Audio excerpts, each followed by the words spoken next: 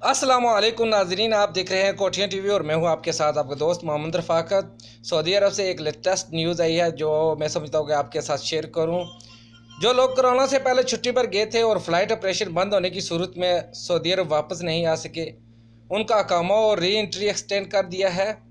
Re entry जो 20 अगस्त यकम मुहर्रम तक है और अभी तक इंटरनेशनल फ़्लाइट बहाल नहीं हो सकी, जिसकी वजह से वो अभी तक अपने मुल्क में ही हैं।